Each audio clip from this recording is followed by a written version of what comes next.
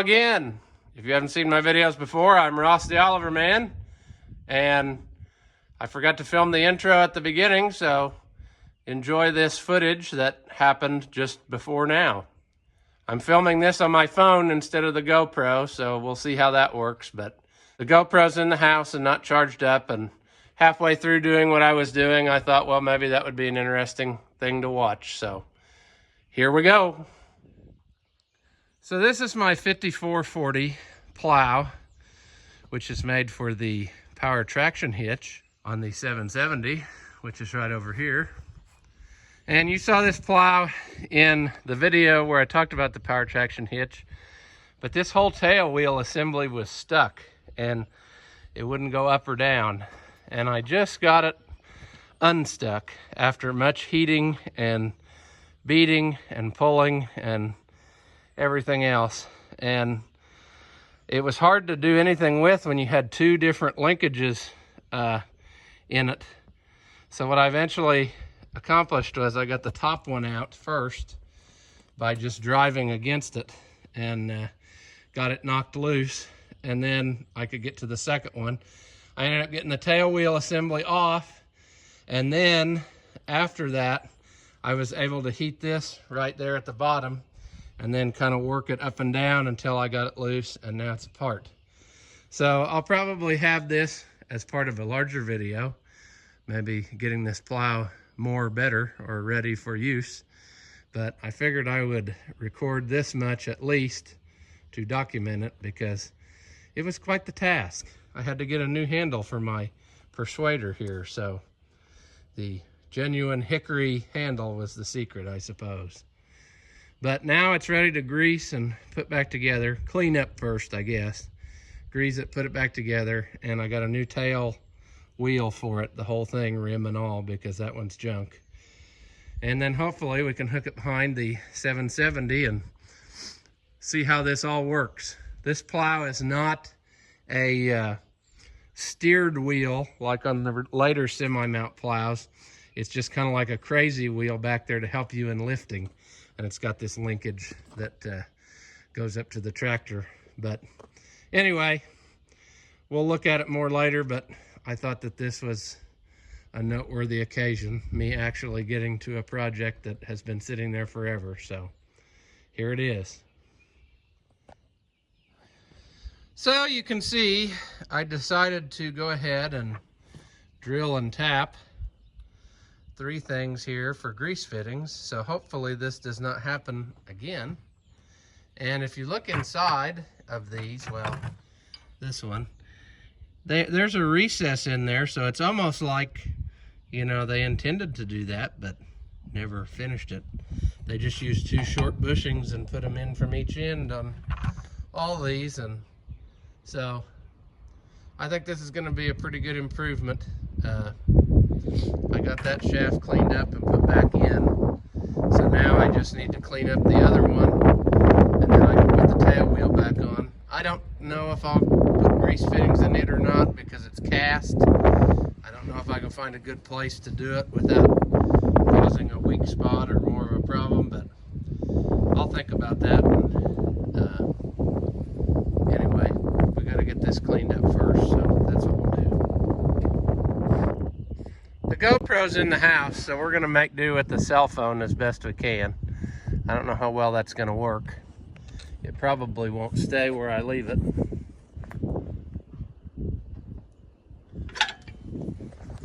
It's actually a brand new cell phone, so let's just lay a piece of a pipe wrench over top of it to hold it down. That can't possibly be bad for it, right? Rigid. And it is rigid now, so that's good.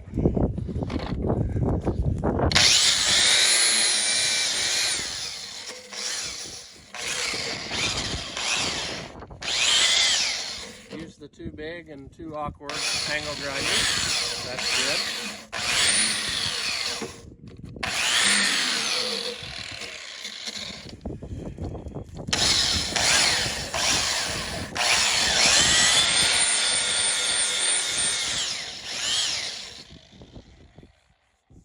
Don't want to grind off too much metal now.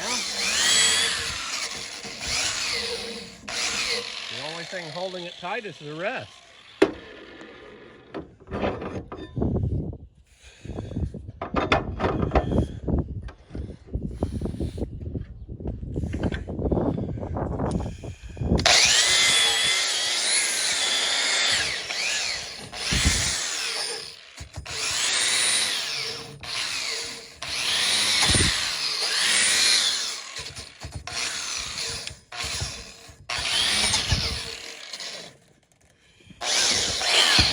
job, iPhone.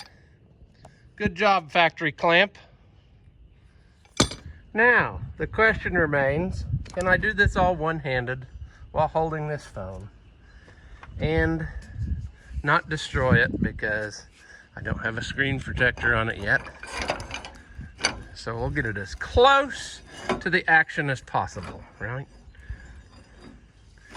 All right, we're through one piece. Now we need to put that inside the other one.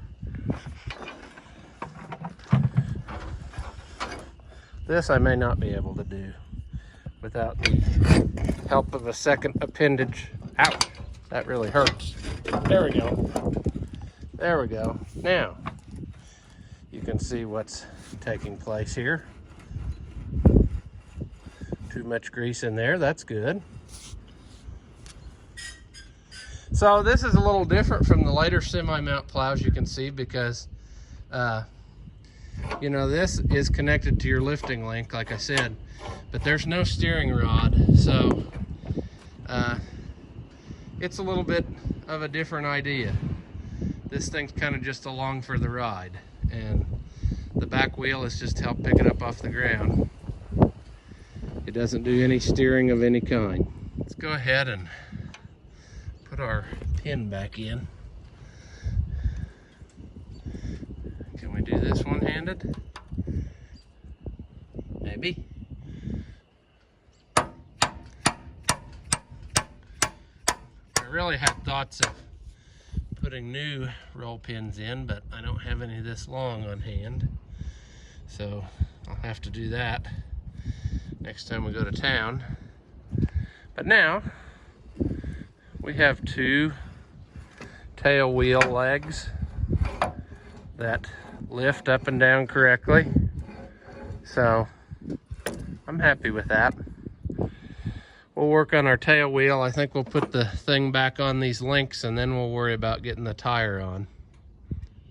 Here you can see all the results of my grease fitting adding. But I put one in each of those, and then one in this piece that has to move on the shaft. And then I went ahead and put a couple in here, and so hopefully that is going to only help and not hurt the situation. But I think that anytime you add more lube, it can only help, right? Well, here's the end result, and it becomes apparent that I need to find a bigger rear tire, because that one is not quite the right size. It looks almost comically small, so I'll have to see if I can find a cultivator wheel or something. I think that'll be closer to the right size. But it is, for the first time in a long time, halfway on the tractor at least. I need to work on this linkage. It's a little stiff in here. And then I also need to remember how this hooks up, because this piece is what does your lifting, and it has to hook on. I think it hooks down on the drawbar, but I'm not 100% sure. At first I thought maybe it was the top link, but I don't think that's right either. I gotta look in the book. But it does fit on here, so, and I got coulters on it. It did not have any when I bought it, but I found some that are in pretty decent shape, so got those on. I need to get a better cover board off of my parts plow, because this farmer fix is kind of a disaster. So we just welded two wore out pieces together to make a new cover board. Actually, that one, oh no, there it is, it's wore out. But that just looks stupid, so I've got the stuff somewhere. I can put it back like it's supposed to be. But I'm happy it's finally all freed up and has a chance of plowing again.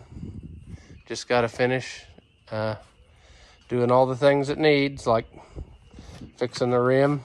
Probably got to go through these bearings, I imagine. I don't know if that's, yeah, needs a little tightening up.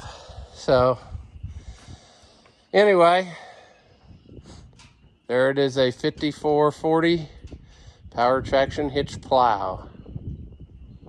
All right, so it's another day, and I want to work on getting this linkage freed up on the 5440 plow. And I've got this bolt loose. I heated it up and got it working back and forth, and so it's free, but I'm gonna go ahead and take it all the way out and then grease it up good and then put it back in. That way we're sure that we're not gonna have anything binding. Then we need to put this on the drawbar, and somehow through wizardry that will lift the tail wheel. Just looking at this, I really don't understand how it's going to do that, but somebody else knew what they were doing, I guess, when they designed it, so we will find out how it works here shortly. And of course it's burning hot now because I heated it up, so I gotta make sure I do not grab a hold of it. Mental note, do not touch that, no matter how bad you want to stop it from hitting the ground. Do not touch this nut.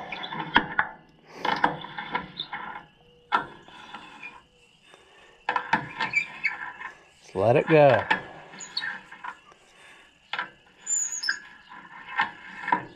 All right, it's on the ground, and that's fine. It's also a fine threaded bolt. Oliver liked to do that on plows for some reason. I guess because you can get them tighter.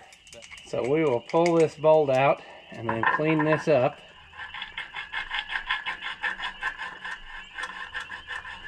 There's some nice powdery rust on here.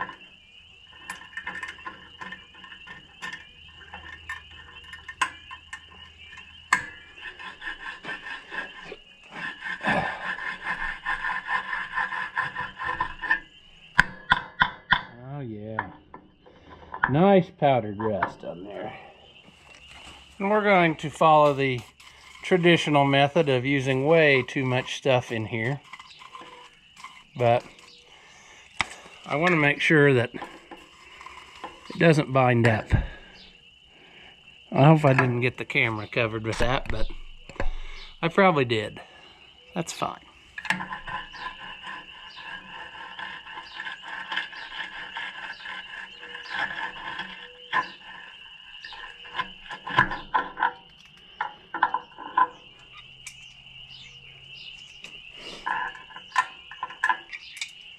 There we go. It's lubed up. Let's slide it in and out a few times just to make sure that it's what we want.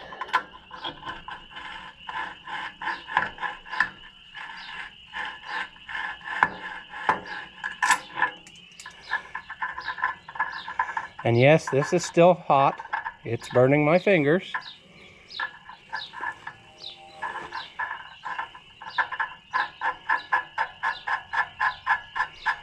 And if we touch it quickly, then it won't hurt, right?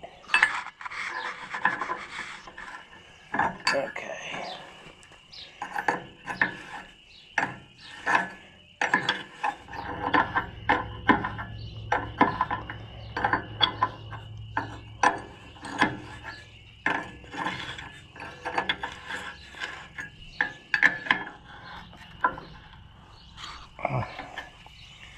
All right. Now, the book doesn't really give us any good instructions on this other than just saying you hook this to the drawbar and then enjoy. Other than it needs to be in the same hole in this piece as that one is over there. And from the very poor pictures that I see, it shows this slid to the side. So we'll do that.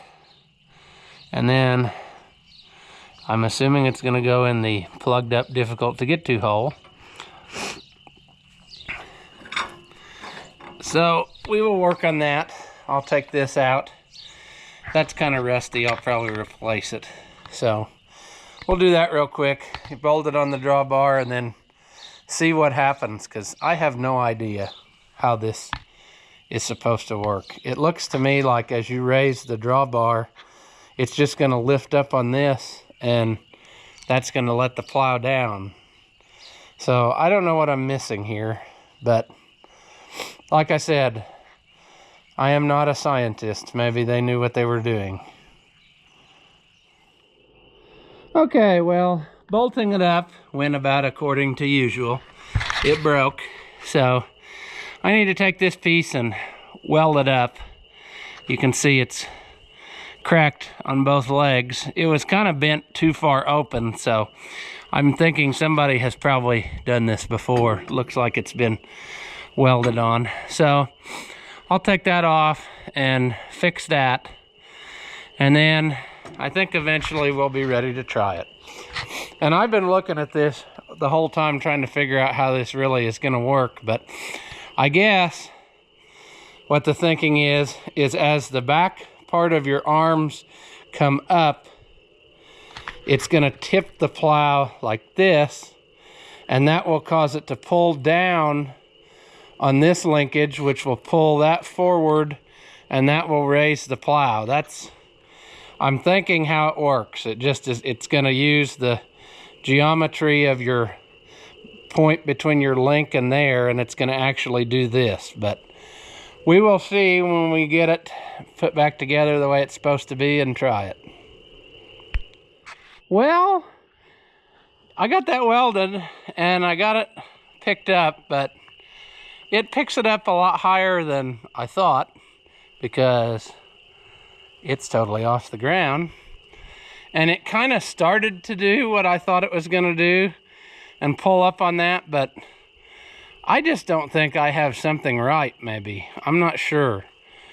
Boy, I don't know. I mean, it just seems like more needs to happen here, and I don't know what that is. It's very confusing. I'm not really sure. I'm gonna have to look back at the pictures again and double check. I also should probably make sure that this roller is not stuck, which I'm sure it is. It looks like the guy before me has had his hand in that because he was a big fan of these Allen-headed bolts. A lot of the stuff on the tractor had that. But the tractor picked this whole thing up with ease, and it's level. So, you know, I'm thinking that that's the right height there, but it just didn't flip the wheel down the way it's supposed to. And I really don't understand why. I don't know if it has to be there. That's what it has to be. Okay, so that answered my question as I about threw it on myself. Well, that seems to work then, despite almost killing me on camera.